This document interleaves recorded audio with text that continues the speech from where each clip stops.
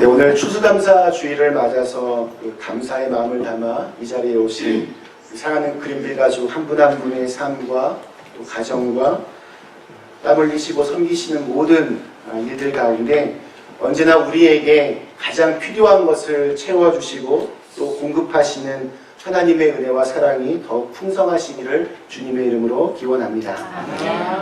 추수감사주일은 영국에서 신앙생활을 하던 청교도들이 1620년 미국으로 이주한 역사와 관련이 있습니다.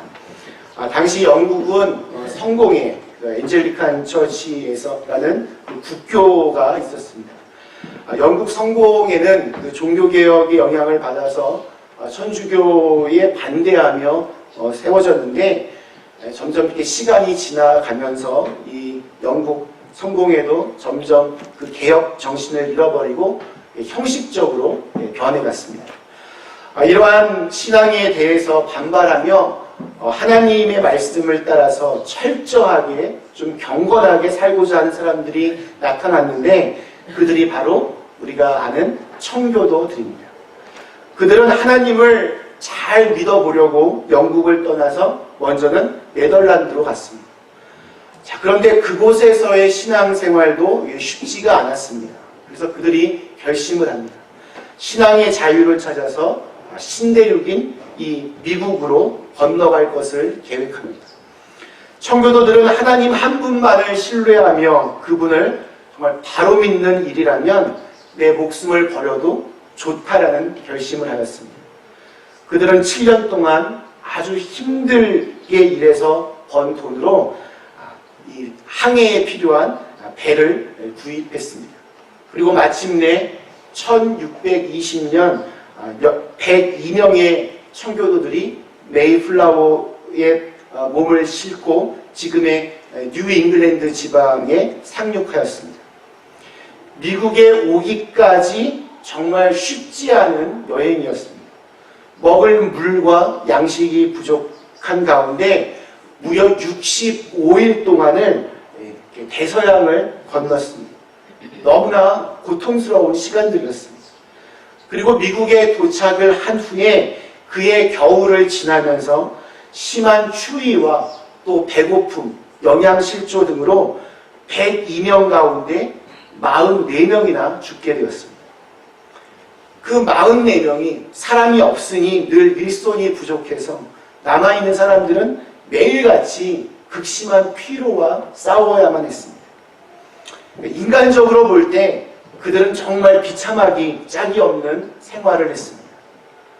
그러나 감사하게 살아남은 사람들은 인디언들로부터 강냉이 씨앗을 얻어다가 파종을 하고 드디어 첫 추수를 하게 되었습니다.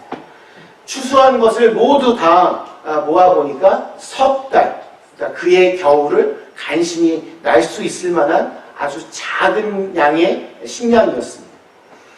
자기들이 먹기에도 턱없이 부족한 양이었지만 그러나 그들은 자신들에게 친절을 베풀어준 인디언들을 초대해서 추수한 곡식과 또 칠면조 고기를 함께 나누면서 그곳까지 인도해 주신 하나님께 감사의 예배를 드렸습니다.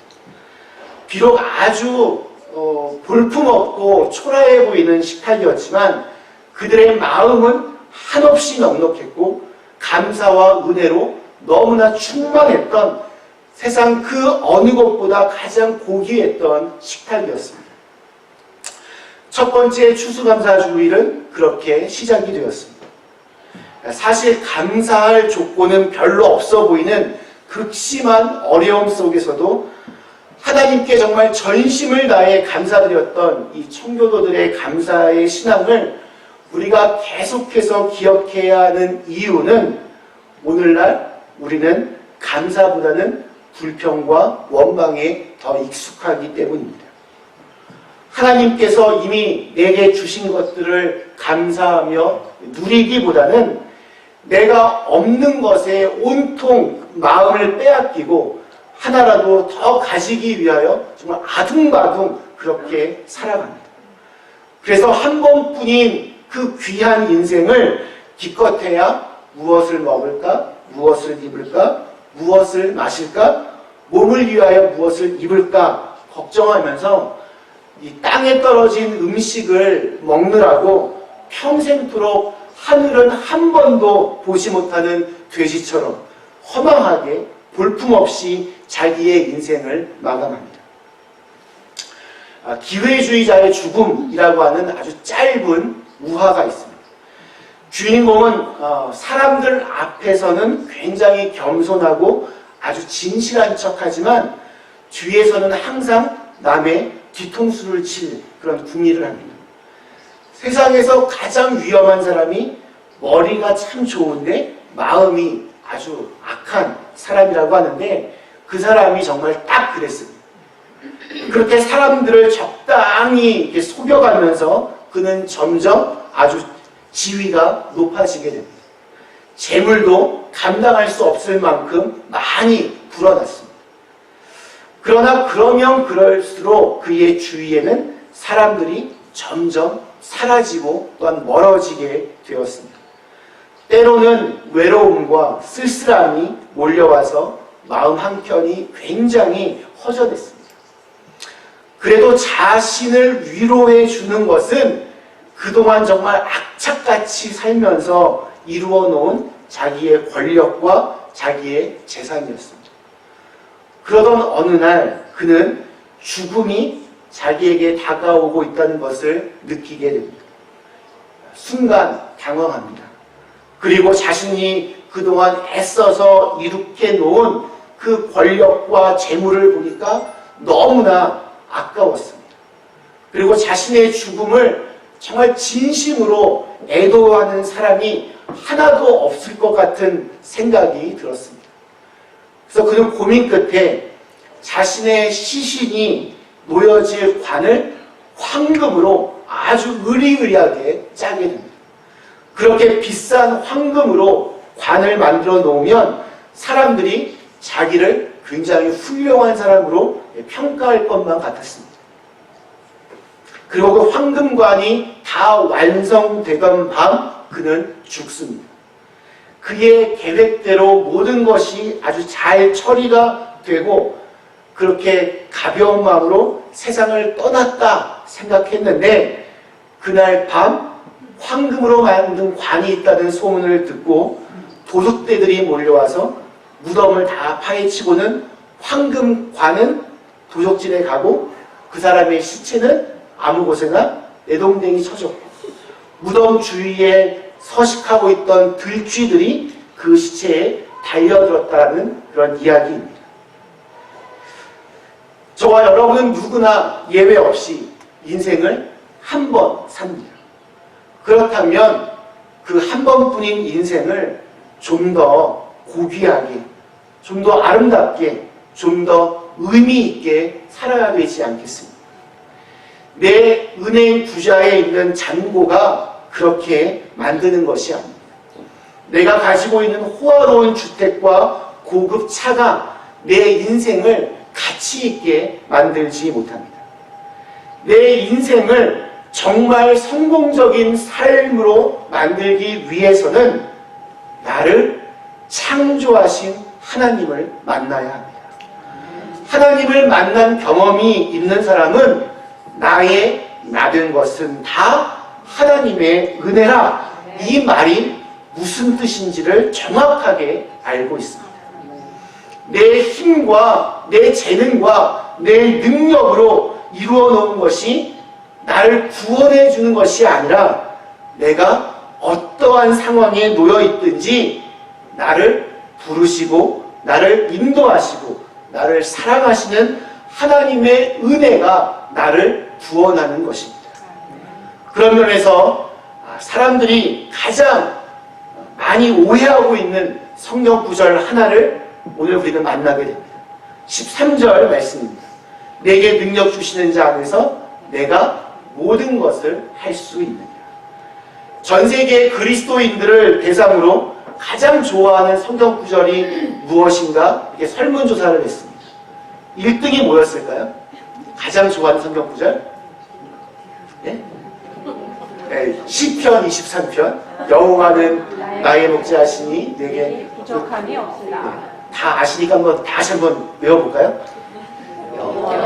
네, 그냥 시간 관계상 생략하겠습니다.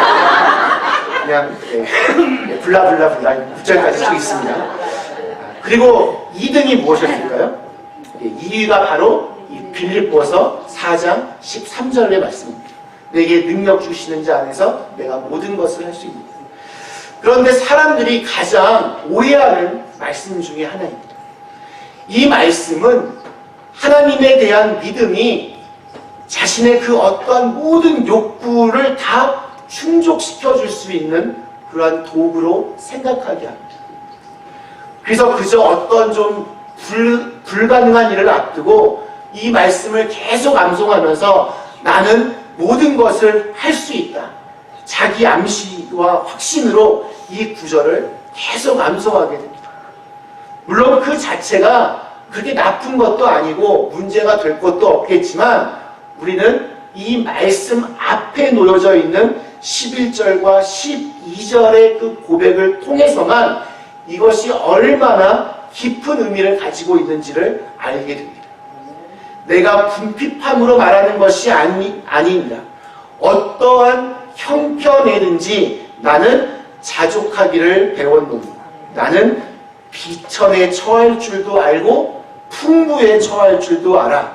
모든 일, 곧 배부름과 배고픔과 풍부와 궁핍에도 처할 줄 아는 일체의 비결을 배웠노라.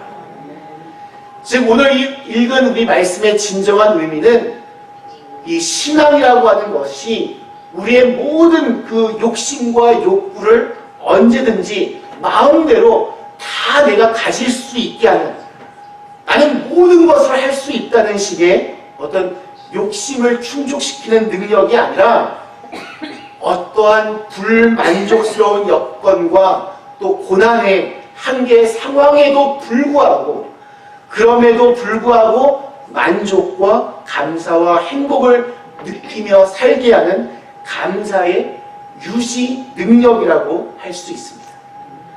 그 어떠한 상황에서 그저 자신의 욕심을 따라가거나 다른 사람과 비교하는 낮은 자존감의 모습이 아니라 오히려 그 어떠한 어려운 상황 앞에서도 최선의 만족과 최고의 감사를 이끌어낼 수 있는 참 믿음의 모습을 오늘 이 말씀을 통해 보게 됩니다.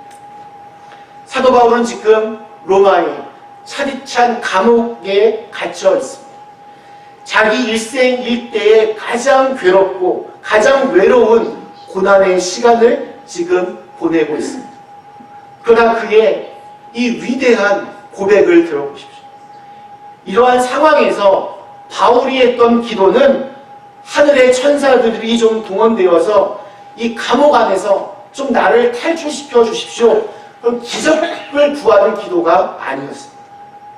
그의 기도는 전혀 생각하지 못했던 감옥 안에서도 오히려 만족하고 오히려 감사하며 이 안에서도 하나님 나라를 누릴 수 있는 것이며 사람들의 눈에 비춰진 자신의 모습이 아니라 주님과의 친밀한 긴밀한 관계 속에서 그 참담한 환경 속에서도 진리를 배우고 진리대로 행할 수 있게 해달라는 그러한 기도였습니다.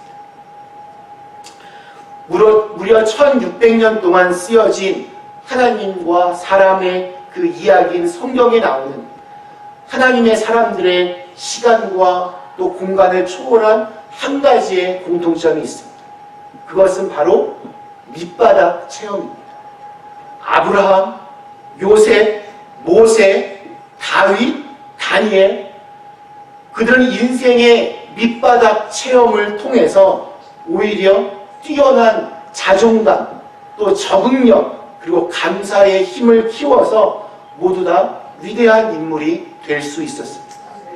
그러므로 세상의 모든 고난과 어려움은 믿음의 능력을 체험하고 믿음의 능력을 발휘하며 믿음의 능력을 계속 함양하는 신비로운 기회였습니다. 물론 고난을, 아픔을 좋아하는 사람은 아무도 없습니다. 그러나 돌이켜보면 우리는 고난을 통하여 주님께 나가고 있어. 어느 날 봤더니 고난을 이기고 있어. 또 어느 날 그 고난을 나누고 있었고, 그리고 그 고난이 사실 나에게 꼭 필요했던 시간임을 간증하게 됩니다. 우리 지난 특별 새벽 기도회 동안 6분의 간증자가 나를 만나주신 하나님을 고백해 주셨습니다.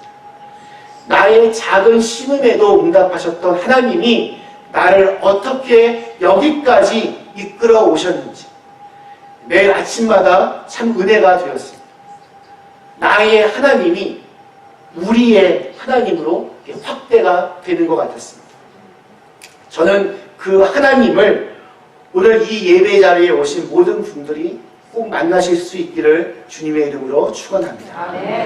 이 세상은 항상 좋은 일만 일어나지 않습니다. 좋은 일도 있고 나쁜 일도 있습니다. 잘 될 때도 있고 잘 안 될 때도 있습니다. 좋은 사람을 만날 때도 있고 나쁜 사람을 만날 때도 있습니다. 성자도 만나고 악마도 만나고 순풍도 만나고 태풍도 만나게 됩니다. 풍년도 흉년도 다 같이 경험하게 됩니다. 사람들이 나를 정말 귀하게 봐줄 때도 있지만 때로는 어느 날 갑자기 나를 조롱할 때도 있습니다. 웃을 때도 있고 울을 때도 있습니다. 잠이 너무 잘 와서 고민일 때도 있고 한 잠도 못 잘 때도 있습니다. 건강할 때도 있고 병이 들 때도 있습니다. 흔히 사람들은 나에게 정말 좋은 일만 계속 일어났으면 좋겠다, 아무런 어려움 없이 세상에서 정말 행복하게 살고 싶다, 이렇게 말을 합니다. 또 그러한 이유로 교회에 나오기도 합니다. 그러나 우리는 다 알고 있습니다. 그런 일은 일어나지 않습니다. 그렇게 산 사람은 한 사람도 없습니다. 아무 걱정 근심 없이 잘 먹고 잘 살고 건강하게 편안하게 오래오래 살 수 있는 길은 그 어디에도 없습니다. 교회도 마찬가지입니다. 성령 충만하고 기도도 많이 하면 교회에는 아무런 어려움이 없겠습니다. 그렇지 않습니다.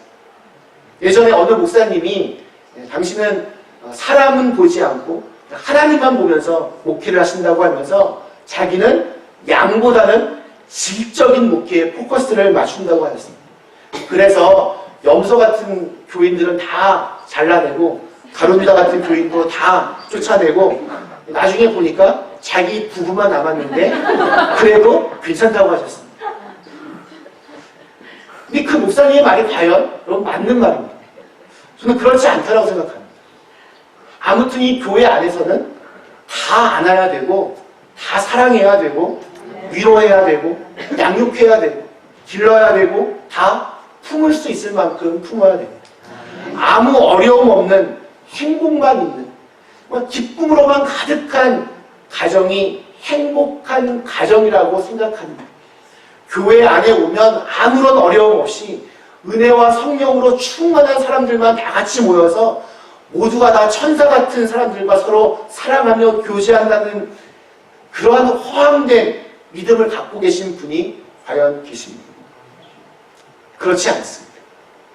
예수님은 당신의 사역을 그물에 비유하셨습니다. 그럼 바다에서 그물을 던지면 안 걸리는 것이 없습니다.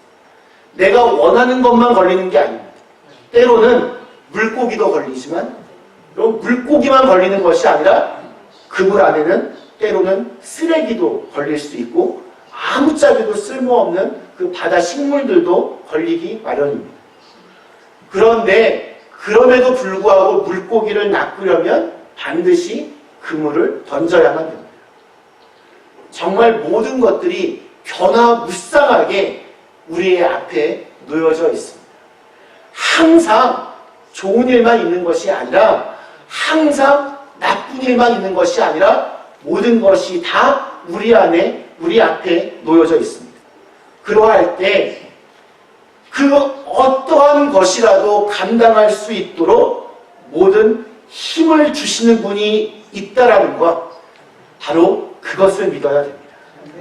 나는 내게 능력 주시는 하나님을 믿기 때문에 물질에 휘둘리지 않고 궁핍에도 처할 수 있고 풍요에도 처할 수 있습니다. 배고픈 곳에도 갈 수 있고 배부른 곳에도 갈 수 있습니다. 나를 향하신 그분의 사랑을 알면 그렇게 할 수 있습니다. 그것이 바로 은혜입니다. 그 은혜를 아는 사람은 감사가 절로 나오기 마련입니다. 제가 좋아하는 한 목사님이 젊었을 때 개척교회를 하시면서 있었던 일입니다. 마을 입구에서 경운기를 타고 가던 아저씨 한 분이 술이 이만큼 취하셔서 경운기를 몰고 가시다가 그만 이 땅바닥으로 떨어지셨습니다. 크게 다치셨습니다. 봤더니 의식은 있는데 머리가 워낙 많이 찢어져서 피를 아주 많이 흘리고 있었습니다. 급하게 이 목사님이 그분을 태우고 시내에 있는 병원으로 갔습니다. 이 목사님이 응급실에 들어가 있는 그분을 대신해서 병원 수속을 다 받고 수술을 다 받게 해드렸습니다. 후에 의사 말이 조금만 늦었어도 피가 너무 많이 나서 뇌에 피가 스며들어서 정말 큰일 날 뻔했다라고 말할 정도로 아주 긴박한 순간이었습니다. 그렇게 응급실에서 수술을 기다리고 있는 상황에서 이 아저씨가 술 취하고 떨어진 그 아저씨가 목사님에게 내가 언젠가 꼭 은혜에 보답하겠다라고 하면서 이렇게 자기를 구해준 것이 하나님의 은혜 같다라면서 내가 퇴원을 하면 내가 꼭 교회에 나가겠다라고 하나님을 믿겠다라고 그렇게 고백을 했다고 합니다. 그래서 그 상황에서 아주 급한 대로 이 목사님이 예수님을 소개하고 전도를 했습니다. 그리고 그분은 그 자리에서 네, 내가 하나님을 믿겠습니다. 내가 꼭 교회 가겠습니다. 대답하였습니다. 그렇게 한 주가 지난 후에 머리에 이제 붕대를 감고 병원에서 퇴원한 이분이 교회에 오셨습니다. 그런데 교회에 나와서 예배를 드리려고 온 것이 아니라 자기를 구해준 것은 정말 너무너무 고맙고 자기가 병원에서 하나님을 믿겠다라고 분명히 그렇게 말은 했지만 사실 자기 집은 대대로 미신을 믿어오는 가족이고 또 제사도 드려야 되고 결정적으로 자기 형이 앞에 있는 절의 주지 스님이기 때문에 내가 교회에는 나올 수 없겠다 그렇게 말을 했다고 합니다. 이 목사님이 그분을 돌려보내면서 그때 깨달은 것이 내가 예수님을 믿는 것이 정말 은혜 중에 은혜구나. 하나님이 나를 위해 죽으셨음을 믿고 또 고백하면서 그분을 나의 주님으로 나의 하나님으로 영접하는 것은 아무에게나 주어지는 축복이 아니구나. 사실 그 아저씨와 비교해 볼 때 절대 예수님을 믿을 수 없는 환경이었는데 어떻게 나는 구원을 받았고 이제는 구원을 전하는 전도자의 인생을 살 수 있는가?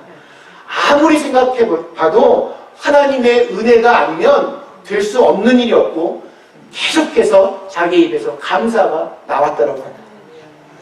게다가 사람들은 다 한결같이 모든 일에 쉽게 실증을 느끼고 변덕도 아주 심해서 하나를 끝까지 하는 것이 참 힘든 일인데 어떻게 나는 예수님을 영접한 후에 아무리 어려운 일이 있어도 예수님을 다른 신으로 이렇게 대체해서 바꿀 생각을 하지 않았다는 것이 자기 스스로에게도 그렇게 대견하고 고마울 수가 없었다라고 합니다. 사도 바울이 그리고 이 추수감사주의를 열었던 청교도들이 모든 상황 앞에서도 그렇게 감사하며 자족할 수 있었던 이유는 바로 예수님 때문이었습니다. 그런즉 이제는 내가 산 것이 아니요 오직 내 안에 예수 그리스도께서 사신 것이다. 자신이 감옥에 갇혀있는 지금 그래도 내가 만족하며 살 수 있는 것은 이제 나를 사랑하사 나를 위하여 자기 몸을 버리신 하나님의 아들을 믿는 믿음 안에서 사는 것이라 바울은 그렇게 이야기합니다. 그 예수님 때문에 참을 수 있고 그 예수님 때문에 이겨낼 수 있고 그 예수님 때문에 나눌 수 있습니다. 말씀 마치겠습니다. 사랑하는 그린비 가족 여러분, 추수감사절을 처음 시작했던 성도들도 감옥 안에 갇혀있던 바울도 거짓말이나 가식이 아니라 정말로 이해할 수 없는 감사로 충만했습니다. 마땅히 감사할 것들이 너무나 넘쳐나서 감사했던 것이 아닙니다. 그들이 감사할 수 있었던 이유는 오직 하나, 나를 구원하신 예수 그리스도 때문이었습니다. 하나님은 때로는 당신의 사랑하는 자녀를 어려운 환경으로 집어 던지시고 그 안에서도 능히 당신과 함께 사는 법을 배우게 하십니다. 궁핍한 중에 주님 외에 다른 어떤 것이 없어도 사는 법을 배우게 하십니다. 아무 것이 없어도 부족해도 행복하게 사는 법을 배워야 풍부에 처해도 교만하지 않는 그런 법을 배울 수 있습니다. 구약성서에서 요셉은 감옥 안에서 비천함과 궁핍을 통해 아무 것이 없어도 오직 하나님과 함께 사는 법이 무엇인지를 터득했습니다. 그 결과 요셉은 훗날 애굽의 총리가 되어서 정말 절대 권력의 풍부함 속에서도 그는 시험에 들지 않고 타락하지 않은 위대한 하나님의 사람이 될 수 있었습니다. 그러나 배고픔과 비천함과 궁핍을 배우지 못한 솔로몬은 금과 은을 정말 모래와 같이 사용하고 백향목을 뽕나무같이 사용하는 아주 풍부함으로만 인생을 살았지만 그 결과 나중에는 하나님을 잊어버리게 되었고 결국에는 타락하게 되었습니다. 우리는 때때로 힘들고 어려운 상황에 처하면 하루속히 그곳에서 탈출하거나 그 환경 자체가 변화되기를 기도합니다. 그러나 더 큰 능력은 그러한 환경 속에서도 만족하는 법을 배우고 감사하면서 적응할 수 있는 자족하는 능력입니다. 오늘 추수감사주의를 맞아서 이러한 감사의 능력이 저와 여러분의 마음을 움직일 수 있게 되기를 주님의 이름으로 간절히 축원합니다. 아멘. 주신 말씀을 생각하시며